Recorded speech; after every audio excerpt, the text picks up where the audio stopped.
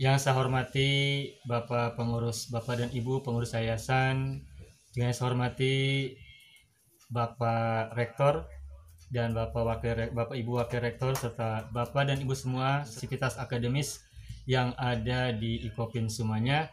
Assalamualaikum warahmatullahi wabarakatuh.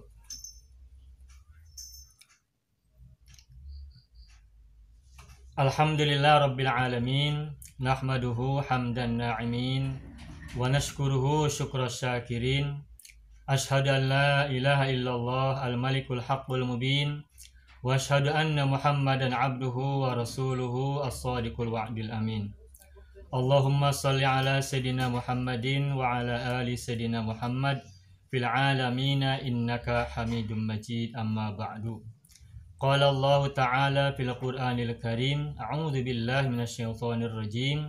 Syahru Ramadan alladzi unzila fihi al-Qur'an hudal linnasi wa bayyinatin minal huda wal furqan. Faman syahida minkum asy-syahra falyasum. Shadaqallahul azim. Yang saya hormati Bapak-bapak dan Ibu sekalian semuanya, sebelum kita bersama-sama menyimak dan saya juga sama-sama saling belajar, terlebih dahulu saya ucapkan terima kasih yang sebesar-besarnya kepada Bapak-bapak dan Ibu sekalian, khususnya kepada pembawa acara dan juga seluruh aktivitas akademis yang ada di IKOPIN. Puja dan puji marilah kita panjatkan kehadirat Allah Subhanahu wa taala yang selalu menganugerahi kita semuanya limpahan karunia yang tidak pernah bisa kita hitung sedikit pun dan kapanpun dan dalam kondisi apapun. Semoga demikian kita semua tetap bisa menjadi orang-orang yang tergerak untuk mensyukuri nikmat-nikmat yang Allah berikan kepada kita semuanya, baik nikmat lahir maupun nikmat batin, nikmat sehat, nikmat kesempurnaan fisik, nikmat kebaikan hidup, nikmat kecerahan pikiran, serta seluruh nikmat-nikmat yang lain yang kita rasakan. Salawat dan salam semoga Allah selalu curahkan pada junjungan alam, kekasihnya yakni Rasulullah Nabi Agung Nabi Muhammad SAW, juga keluarganya, juga para sahabatnya, dan kita yang ada di sini khususnya orang tua kita, saudara-saudara kita, pasangan-pasangan kita, anak-anak kita semuanya kelak mendapatkan syafaat dari beliau. Amin ya rabbal alamin. Bapak-bapak Ibu sekalian saya hormati, perkenankanlah saya pada kesempatan kali ini dalam rangka bersama-sama kegiatan Nuzulul Quran, kita ingin sama-sama mengulas kembali tentang Al-Quran itu sendiri. Karena Al-Quran adalah kitab suci yang diturunkan oleh Allah pada bulan Ramadan, maka berbicara tentang Nuzulul Quran, kita tidak pernah bisa melepaskannya dengan bulan Ramadan. Tadi pembaca Al-Quran menyampaikan dalam tilawahnya, Syahru Ramadan alladzi unzila fihi al-Quran hudal linnasi wa bayyinatin minal huda wal furqan.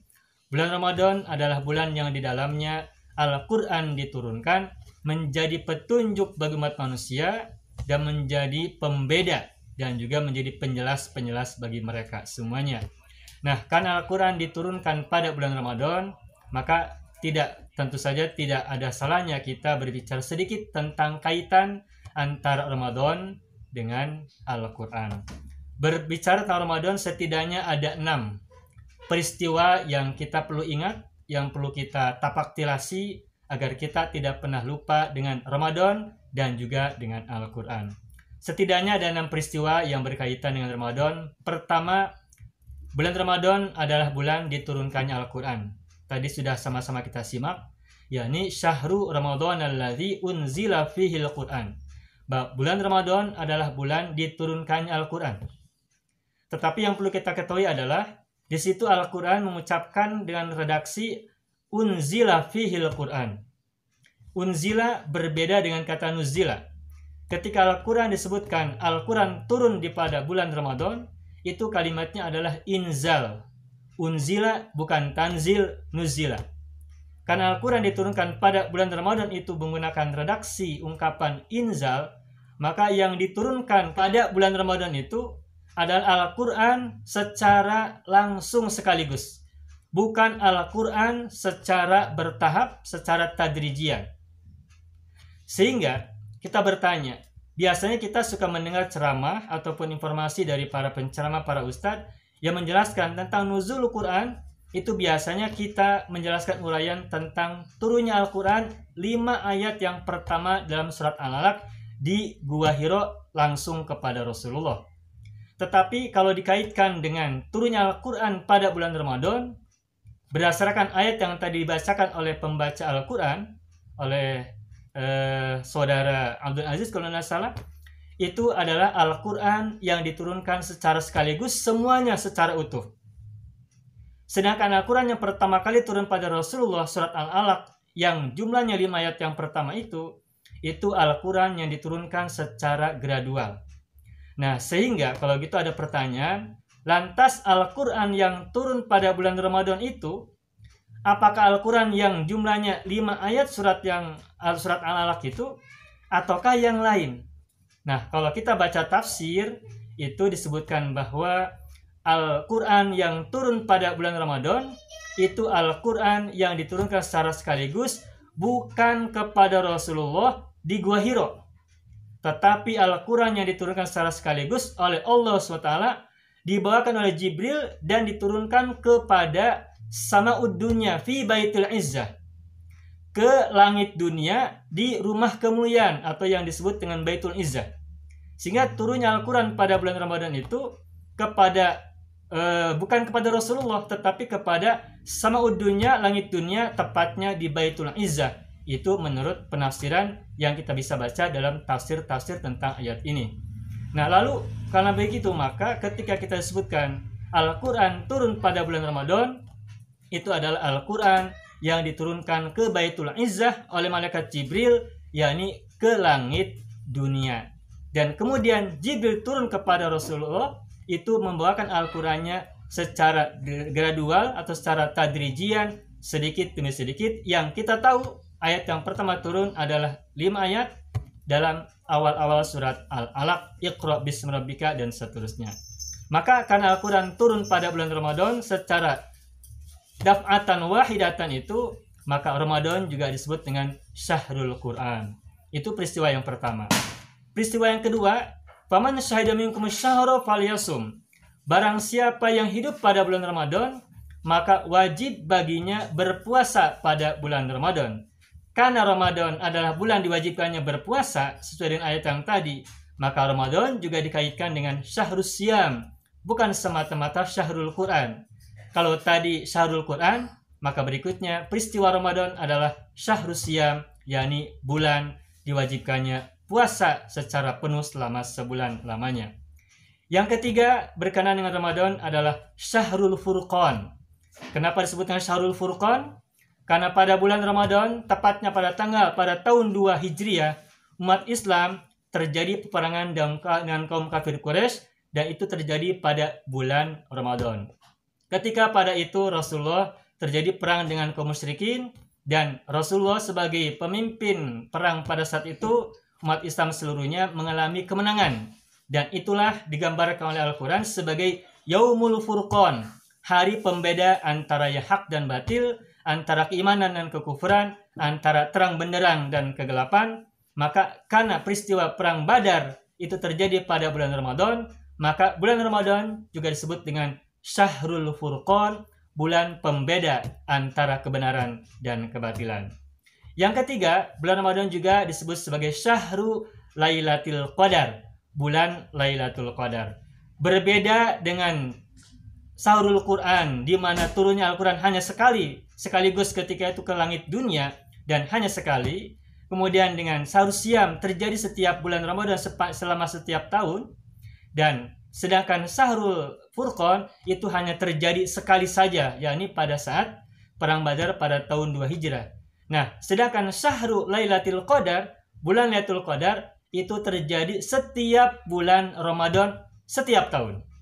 Maka jika kita mengharapkan keutamaan yang lebih utama dari 1000 bulan, maka marilah kita ada waktu seperti yang tadi disampaikan oleh Bapak Wakil Rektor, yakni kita gunakan kesempatan kita memanfaatkan dengan amaliyah, ubudiyah maupun ijtimaiyah dan mereka menyiapkan diri, termasuk salah satunya kita berharap semoga kita berbuat kebaikan dan kita menjalankannya termasuk pada malam Lailatul Qadar atau pada malam kemenangan. Amin ya rabbal alamin. Peristiwa yang keempat yang tidak boleh dilupakan, ini bagian dari sejarah yang kita pun sebagai umat muslimin tidak boleh lupa, yakni tentang peristiwa yang merupakan peristiwa duka buat umat muslimin, bahkan peristiwa yang sangat menjadi duka nestapa buat Rasul Agung, yakni Rasulullah, yakni berupa wafatnya istri tercinta beliau, yakni Bunda Khadijah Al-Kubro, tanggal 11 Ramadan. Maka ketika datang bulan Ramadan, yang tidak boleh kita lupakan adalah mengenang jasa-jasa sangat besar dari Bunda Khadijah, istri pertama Rasulullah, di mana beliau telah mengorbankan seluruh jiwa dan raganya, bahkan harta benda dan kehidupan serta kehormatannya untuk perjuangan Rasulullah yang tercinta, suami beliau tercinta. Dan kita gambarkan dalam sejarah betapa perjuangan beliau, Siti Khadijah, itu luar biasa, dan beliau terkaya sepanjang masa. Bahkan digambarkan beliau sangat kaya raya, itu sekitar 70.000 ekor unta beliau miliki. Dan jika 70.000 ekor unta itu dijajarkan suruh baris dari jalan Mekah sampai ke Taif, kalau kita gambarkan sekarang dari Bandung ke Garut, suruh baris itu unta 70.000 ekor milik Khadijah, itu seluruh jalan dari Mekah ke Taif itu saya penuh oleh unta-unta Khadijah, dan seluruh kekayaan Khadijah semuanya dipersembahkan untuk membela dan perjuangkan Islam yang diperjuangkan oleh suaminya, yakni Rasulullah, Rasul terkasih, kekasih Allah Subhanahu wa taala. Maka ketika bulan Ramadan tiba, kita pun tidak boleh lupa ikut mengenang jasa beliau yang sangat luar biasa. Andaikan tidak ada Khadijah, belum tentu Islam datang kepada kita dan kita pun menjadi pemeluk agama yang benar, agama yang hak yang dibawa oleh Rasulullah. Bahkan Rasul pernah menggambarkan Islam itu tegak oleh dua hal. Yang pertama adalah oleh harta Khadijah. Maka ketika kita tahu Khadijah sangat besar jasa dan perannya buat Islam, maka ketika masuk Ramadan, kita pun juga tidak boleh lupa mendoakan untuk Bunda Khadijah, istri pertama Rasulullah, dan Ummul Mukminin, ibundanya orang-orang yang beriman. Yang terakhir, peristiwa yang tidak boleh kita lupakan juga, bahwa pada tanggal 19 Ramadan itu terjadi pembunuhan dengan wafatnya Khalifah yang keempat, yakni Sayyidina Ali bin Abi Thalib, dan beliau dibunuh oleh salah seorang yang anehnya dia itu sebenarnya adalah seorang Muslim, bahkan penghafal Al-Quran, yakni oleh Abdurrahman bin Muljam, dan Ali bin Abi Thalib meninggal ditebas keningnya pada tanggal 19 Ramadan, dan 3 hari kemudian beliau wafat pada bulan Ramadan. Dan beliau dikenal sebagai Khalifah yang keempat, dan beliau pun berjasa besar terhadap penyebaran ilmu pengetahuan Islam yang dibawa oleh Rasulullah, dan beliau bahkan menciptakan banyak ilmu yang sangat bermanfaat seperti ilmu nahwu, ilmu tata bahasa Arab yang diajarkan oleh kepada muridnya yakni Abul Aswad Ad-Du'ali, dan kemudian tersebarlah kepada umat muslim di seluruh dunia, dan kita semua menikmati itu semuanya. Itulah 6 peristiwa yang tidak boleh kita lupakan dan barangkali perlu kita kenang dan perlu kita ingat-ingat agar kita tahu Ramadan itu tidak hanya satu wajah. Ramadan tidak hanya berbicara tentang puasa. Ramadan tidak hanya berbicara tentang Al-Quran, tapi juga berbicara tentang perjuangan-perjuangan yang telah dilakukan oleh orang-orang terdahulu sehingga Islam sampai kepada kita semuanya sekarang. Nah, itulah peristiwa-peristiwa yang kita kenang, yang peristiwa semuanya adalah tercatat dalam tinta emas para mu'arikhin, kaum muslimin, dan kita sebagai umat muslimin perlu mempelajarinya dan perlu menapaktilasi, menyerap aura-aura kebenaran, menyerap kebaikan-kebaikan, menyerap juga hal-hal yang baik dan utama dari yang telah diperjuangkan oleh generasi sebelum kita semuanya. Adapun berkaitan dengan nuzulul Quran, sedikit ingin saya sampaikan bahwa tadi kita sampaikan sedikit bahwa Khalifah yang keempat itu dibunuh pada bulan Ramadan, pada tanggal 19 Ramadan, dan pembunuhnya adalah justru umat Islam itu sendiri yang kita kenal dengan Abdurrahman bin Muljam. Dan anehnya lagi, beliau itu sebenarnya adalah penghafal Al-Quran, ibadah ritualnya sangat baik, tetapi mengapa beliau, Abdurrahman bin Muljam itu seorang penghafal Al-Quran, tetapi justru membunuh khalifah dan juga penghafal Al-Quran dan penjelas Al-Quran? Maka itulah yang barangkali bisa hikmah yang kita ambil, bahwa ternyata di antara orang-orang yang membaca Al-Quran itu tidak semuanya paham dan menyerap kandungan Al-Quran yang seharusnya menjadi pelita bagi kehidupan, menjadi bimbingan bagi kehidupan, sehingga menjadi kehidupan yang rahmatan lil alamin, menjadi rahmat bagi semesta. Sehingga ketika pemahaman pada Al-Quran itu salah paham, salah dalam konsepsi, salah dalam pemahaman, salah dalam kesimpulan, dan akhirnya terjebak pada salah dalam tindakan, termasuk juga dalam ucapan. Kenapa kalau kita baca sejarah masa lalu, dulu Umar bin Khattab juga dibunuh oleh sesama muslim. Dan ternyata pembunuhan itu sepanjang sejarah itu banyak di kalangan umat muslim tersendiri. Kita sejarah, kalau kita baca tarikh Islam, dinasti-dinasti itu tumbuh dan kemudian hancur, tumbuh lagi yang lain, itu terjadi karena pertumpahan darah di antara umat muslim itu sendiri. Pertanyaannya, kenapa sampai terjadi umat muslim membunuh sesama muslim yang lain, padahal mereka sama-sama baca Al-Quran, padahal mereka sama-sama mengkaji Al-Quran, sebagian hafal Al-Quran, sebagian hafal Al-Quran, dan mereka sebagian juga sering baca Al-Quran tiap hari, bahkan tiap waktu. Pertanyaannya, lantas mengapa ketika mereka semua sama-sama muslim, tetapi kenapa mereka justru saling membunuh, saling membantai, saling meniadakan satu sama lain? Padahal jelas misi risalah, misi kenabian adalah wa ma arsalnaka illa rahmatan lil alamin, dan kami tidak utus engkau hai Muhammad kecuali menjadi rahmat bagi seluruh alam semesta. Maka dengan demikian, ketika terjadi pembunuhan di antara sesama muslim, itu berarti ada kesalahpahaman sebagian orang tentang ajaran Al-Quran, yang karena salah paham itu lantas melihat orang lain dengan mata yang tidak benar, dengan kacamata yang penuh dengan kebencian, dengan kacamata yang penuh dengan kesalahan, sehingga kemudian mereka menumpahkan darah sesamanya atas nama agama, atas nama Al-Quran, yang sebenarnya justru disalahpahami.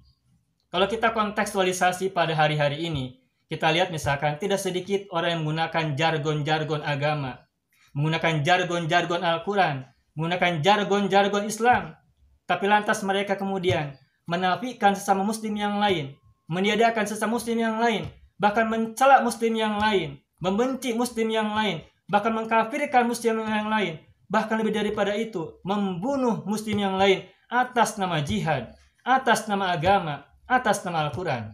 Maka tentu saja ini berangkat dari pemahaman yang salah tentang Al-Quran itu sendiri, dan ini menjadi musibah besar buat kita umat manusia, apalagi kita umat muslim seluruhnya. Oleh karena itu, maka di Al-Quran ada sebuah ayat yang menjadi perhatian kita. Allah pernah berfirman, Inna anzalnahu Qur'anan Arabiyyan la'allakum ta'qilun. Sesungguhnya kami menurunkan Al-Quran dalam bahasa Arab. Qur'anan Arabiyyan, Al-Quran yang menggunakan bahasa Arab. Kenapa? La'allakum ta'qilun, agar kalian berakal, agar kalian berpikir, agar kalian merenung, kata Allah SWT. Lantas pertanyaannya, ketika Al-Quran diturunkan Allah dalam bahasa Arab, sedangkan kita bukan orang-orang Arab, itu artinya kita dalam memahami Al-Quran, pertama jelas harus memahami Al-Quran menurut bahasa Arab. Kita tidak boleh memahami Al-Quran menurut bahasa Indonesia. Kenapa? Karena bahasa Arab tentu memiliki tata bahasa sendiri, memiliki gramatika sendiri, memiliki gaya bahasa sendiri, memiliki simbol-simbol tersendiri, yang itu tidak bisa dilepaskan dari orang-orang Arab itu sendiri. Maka tidaklah mungkin kita memahami Al-Quran dengan bahasa orang Indonesia, dengan gaya bahasa orang Indonesia, dengan alam pikiran orang Indonesia. Karena Al-Quran turun dalam bahasa Arab, maka memahaminya mesti dengan pertama dengan bahasa Arab, kedua dengan gaya bahasa Arab, ketiga dengan pemahaman orang Arab tentang Al-Quran itu sendiri dalam bahasa mereka. Dan menurut budaya mereka, ketika kata-kata Al-Quran, ketika kata-kata dalam bahasa Arab itu digunakan agar kita tidak salah paham. Sebagai contoh misalkan, kita pernah dengar kata tajir. Dalam bahasa Indonesia, tajir itu artinya adalah kaya. Padahal tajir itu diambil dari bahasa Arab, artinya bukan kaya. Tajir dalam bahasa Arab itu artinya adalah pedagang atau pengusaha. Tetapi ketika diserap kepada orang Indonesia, sebagian orang Indonesia mengatakan tajir itu maksudnya adalah kaya. Nah, Sehingga kemudian ada pergeseran makna. Tajir yang seharusnya maknanya adalah pedagang atau pebisnis ataupun pengusaha, lantas dipahami oleh kita menjadi kaya. Maka kalau kita temukan kata tajir atau tujar dalam bahasa Arab yang lain, maka kita tidak boleh memahami dengan bahasa Indonesia. Karena tajir dalam bahasa Arab artinya adalah pedagang atau pebisnis atau pengusaha. Contoh yang kedua, kita tahu di Al-Quran ada sebuah kata yang misalnya namanya hijabun. Hijab di Al-Quran itu ada beberapa ayat. Dan seluruh kata hijab yang terdapat dalam Al-Quran itu maknanya adalah tirai atau tabir penghalang. Tirai atau tabir penghalang atau hijab. Dan tabir atau hijab itu dua-duanya maknanya adalah sesuatu yang tidak mengenai pakaian. Sesuatu yang tidak berkaitan dengan pakaian. Tetapi adalah penghalang, bisa kalau kita bisa lihat mungkin bisa semacam hordeng, bisa semacam tabir penghalang berupa kayu, ataupun dinding, ataupun sejenisnya. Nah, tetapi ketika kita lihat zaman sekarang, kita tidak sedikit mendengar, tidak jarang kita mendengar, kata hijab dipahami oleh orang Indonesia sebagai sejenis kostum pakaian, sejenis model pakaian, yang diidentikan dengan jilbab. Padahal kata hijab itu arti asalnya dalam Al-Quran maupun dalam bahasa Arab itu artinya adalah tirai ataupun penghalang. Nah, karena kata hijab itu di Al-Quran itu ada beberapa ayat, maka ketika kita menemukan kata hijab di Al-Quran, maka memahaminya harus memahami menurut orang Arab tentang kata hijab, bukan menurut kata orang Indonesia yang memahami sebagai pakaian. Itu sebagai contoh. Nah, sehingga kan Al-Quran diturunkan dalam bahasa Arab, maka ketika kita berinteraksi dengan Al-Quran, memahami Al-Quran, berdialog dengan Al-Quran, maka yang tidak boleh kita lupakan adalah kita mesti memahami Al-Quran itu menurut bahasa Arab, menurut tata bahasa Arab, menurut gaya bahasa Arab, menurut cara perspektif orang Arab dalam memahami Al-Quran. Itu jelas. Nah, namun begitu, kita sekarang kembali ada pertanyaan berikutnya. Apakah lantas setiap orang Arab pasti paham Al-Quran? Nah, jawaban ini kita bisa lihat ada sebuah cerita. Di Al-Quran surat Al-Baqarah ada sebuah ayat bercerita tentang malam bulan Ramadan. Diceritakan bahwa fakulu washrobu hatta yatabayyana lakum al-khaytul abyad minal khaytul aswadi minal fajr. Di Al-Quran disebutkan, makanlah dan minumlah. Ini ceritanya pada malam Ramadan.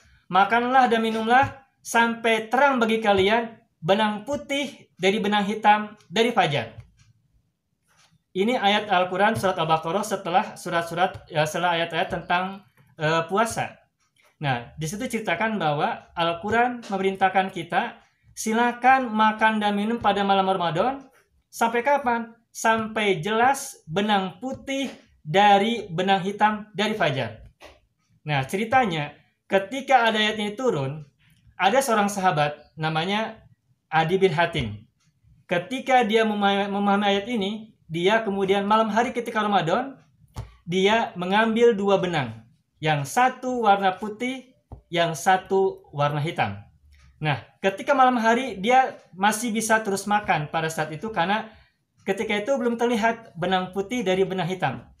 Nah, begitu benang putih sudah terlihat dari benang hitam, maka dia tidak lagi makan dan minum karena sudah ada larangan. Karena boleh makan dan minum ketika malam Ramadan sampai benang putih terlihat dari benang hitam dari waktu fajar. Nah, Adi bin Hatim itu memahami ayat ini secara letterlock. Dia mengira bahwa benang putih itu adalah benang fisik dan benang hitam juga benang fisik yang seutas benang itu.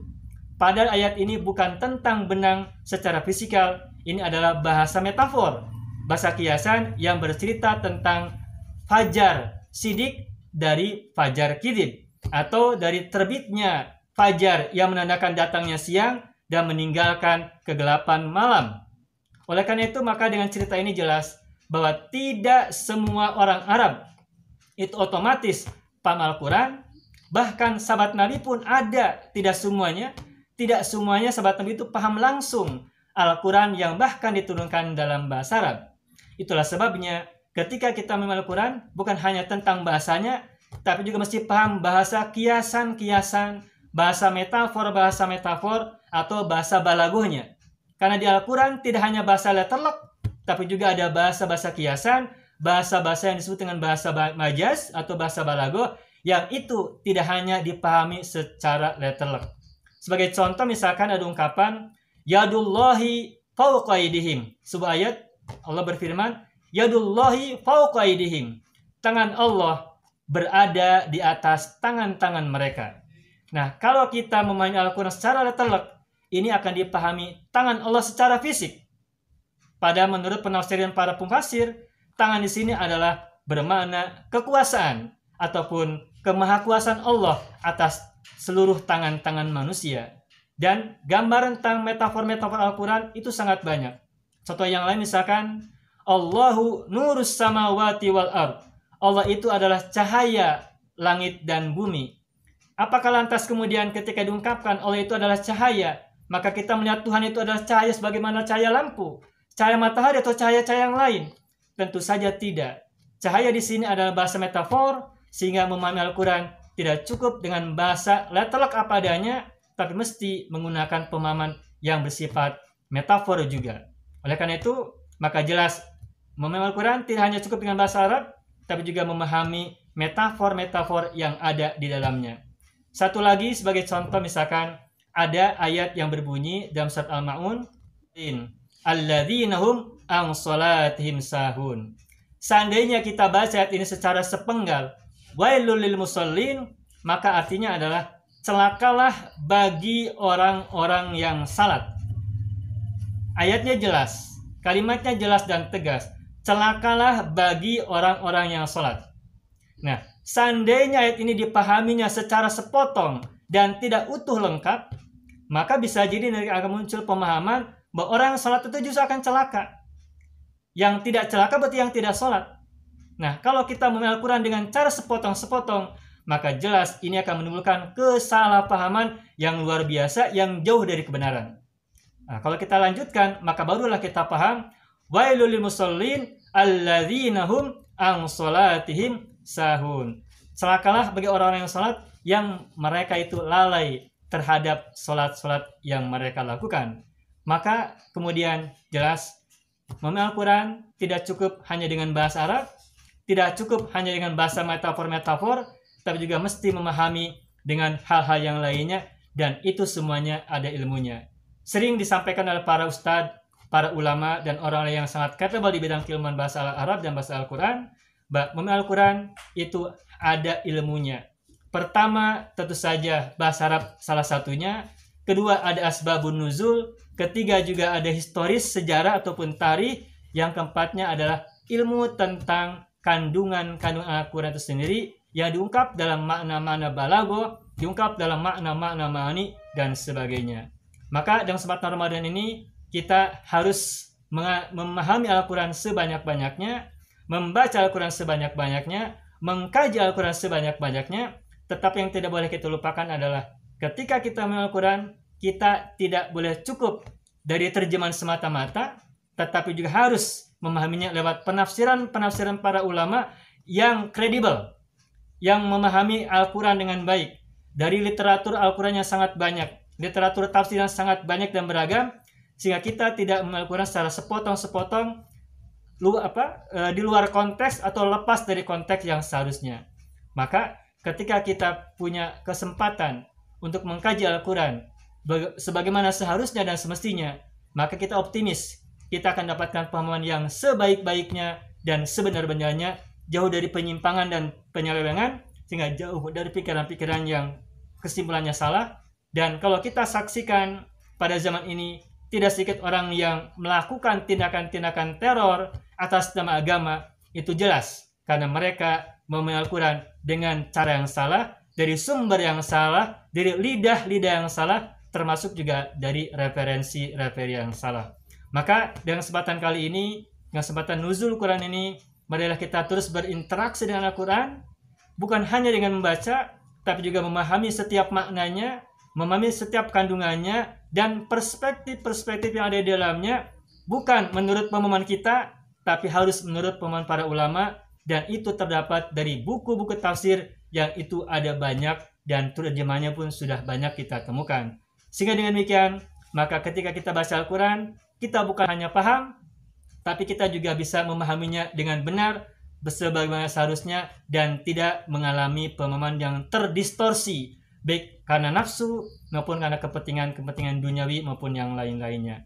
Terakhir, berkaitan dengan Al-Quran, berkaitan dengan Ramadan, dan kita semuanya sama-sama sekarang sedang menjalankan aktivitas keagamaan, yakni berupa siam, berupa tanassuk, berupa qiyam dan sebagainya, maka kita sekarang pada intinya sedang menjalankan aktivitas tattaqun, la'allakum tattaqun. Allah berfirman, ya ayyuhalladzina amanu kutiba alaikumus syiyam kama kutiba alal ladzina min qablikum la'allakum tattaqun. Telah diwajibkan atas kalian berpuasa sebagaimana juga telah diwajibkan atas orang-orang sebelum kalian agar kalian tattaqun. Berpuasa bukan hanya diwajibkan atas umat beriman, tetapi dulu pun orang-orang sebelum kita sudah sama-sama diwajibkan.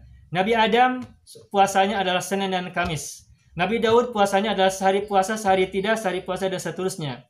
Nabi-nabi yang lain ada puasa pada hari-hari tertentu, pada hari ke-13, hari ke-14 dan ke-15 setiap bulan tahun Hijriah, dan yang lain dan sebagainya. Ada juga yang puasanya seminggu sekali sepanjang tahun.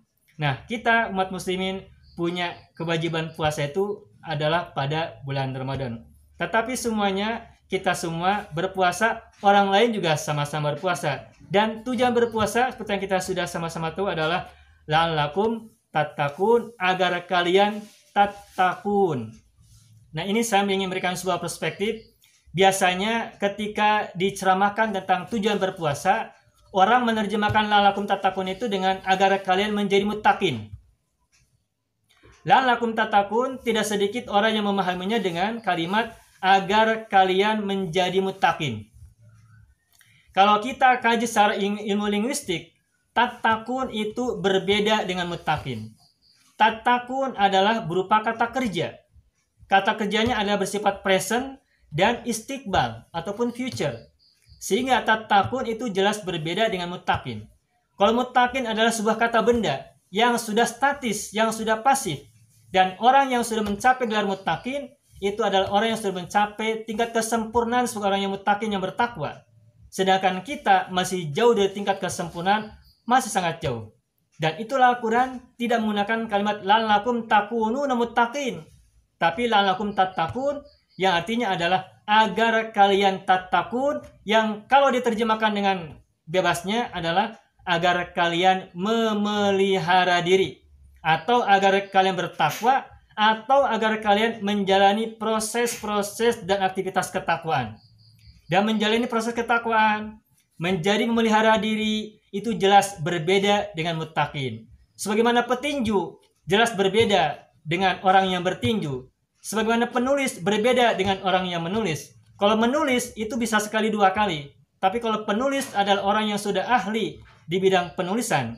Petinju adalah orang yang sangat profesional di bidang pertinjuan. Begitupun muttaqin adalah orang yang sudah sangat ahli, yang kapasitasnya, makomnya, derajatnya sudah sangat tinggi, dan itu di luar jangkauan kita. Dan yang bisa kita lakukan adalah tattaqun, yakni memproses diri, mengupgrade diri, mengupayakan diri agar kita terus berada dalam jalur-jalur pemeliharaan diri, ketakwaan, agar kita bergerak, bertransformasi dari makhluk yang gelap menjadi makhluk yang menuju cahaya. Dan itulah proses-proses ketakwaan. Itulah maha bijaksananya Allah. Kenapa di Al-Quran tujuannya itu bukan muttaqin, tapi tattaqun. Karena tattaqun jelas berbeda dengan muttaqin.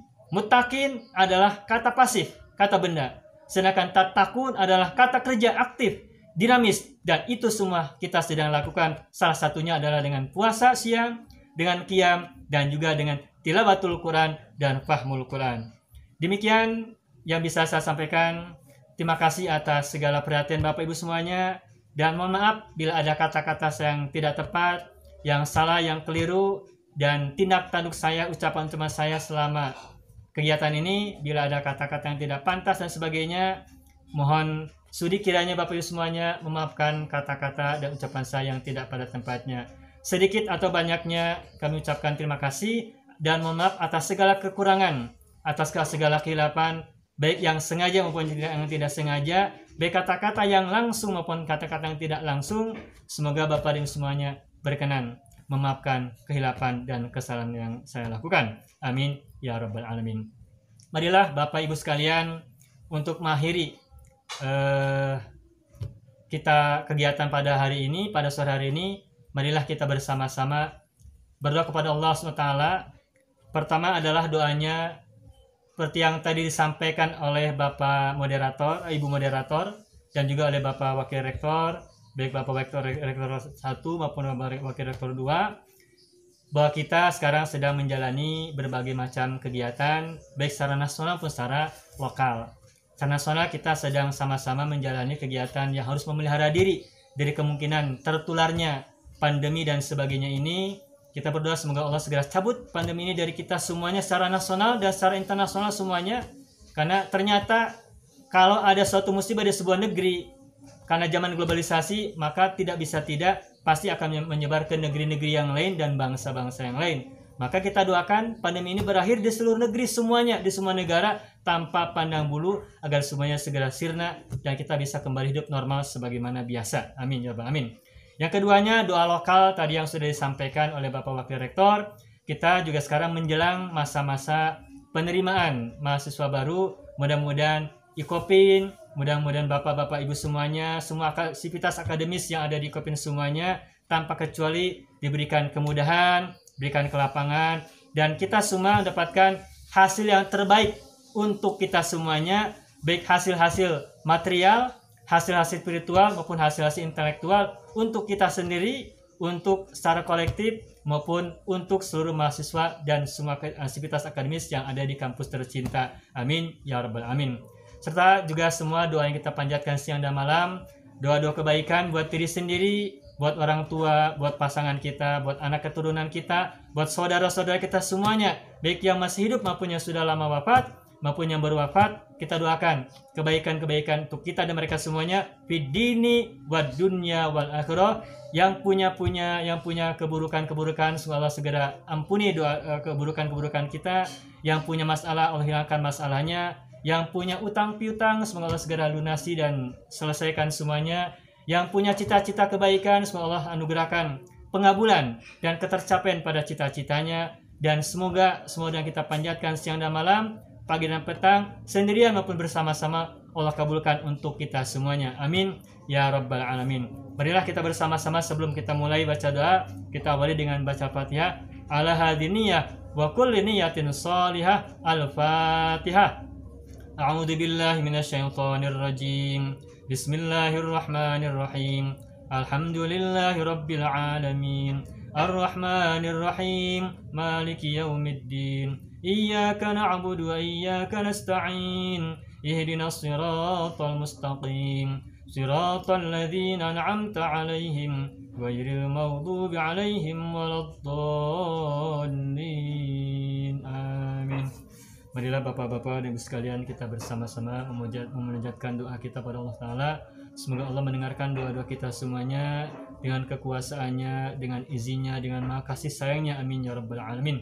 Allahumma salli ala sayyidina wa habibina wa syafi'ina wa karimina wa dhukhrina wa lana Muhammad wa ala alihi al-tuqa bil ula wa sallim tasliman katsiran abada. Ya daimal fadli ala al-bariyah, ya basital yadaini bil atiyah, ya sahibal mawahibis saniyah. Allahumma salli ala sayyidina Muhammad wa ala ali sayyidina Muhammad fil alamin innaka Hamidum Majid. Allahumma inna nas'aluka al-'afwa wal 'afiyah wal mu'afata fid dunya wal akhirah. Allahumma inna nas'aluka husnal khatimah wa na'udzubika min su'il khatimah. Allahumma ighfir lana dhunubana wa liwalidayna warhamhuma kama rabbayana shighara. Allahumma ij'alna minal marhumin wa la taj'alna minal mahrumin. Allahumma yassir kull asir wa rudda kull gharib واشف كل جائع واقض دين كل مدين. اللهم لا تدع لنا ذنبا إلا غفرته ولا هما إلا فرجته ولا سقما إلا شفيته ولا عيبا إلا سترته ولا خوفا إلا آمنته ولا دينا إلا قضيته ولا حاجة هي لك رضا ولنا فيها صلاح إلا قضيتها يا أرحم الراحمين يا قاضي الحاجات يا شافي المرضى يا غافر الخطيئات. ربنا آتنا في الدنيا حسنة وفي الآخرة حسنة وقنا عذاب النار. اللهم ادفع عنا البلاء والوباء والفحشاء والمنكر والمحن والفتن ما ظهر منها ما بطن من بلدنا هذا خاصة ومن جميع البلدان عامة. ربنا آتنا في الدنيا حسنة وفي الآخرة حسنة وقنا عذاب النار. سبحان ربك رب العزة عما يصفون وسلام على المرسلين والحمد لله رب العالمين. وصلى الله على سيدنا محمد وعلى آل سيدنا محمد. الفاتحة. أعوذ بالله من الشيطان الرجيم. بسم الله الرحمن الرحيم. الحمد لله رب العالمين الرحمن الرحيم مالك يوم الدين إياك نعبد وإياك نستعين اهدنا الصراط المستقيم صراط الذين أنعمت عليهم غير المغضوب عليهم ولا الضالين آمين. Bapak Ibu sekalian, sekali lagi terima kasih atas segala perhatiannya dan juga atas silaturahminya, dan mohon maaf yang sebesar-besarnya atas semua kehilapan serta kekurangan dan apa yang kurang dari kami. Demikian, sekali lagi mohon maaf dan hatur nuhun. Assalamualaikum warahmatullahi wabarakatuh.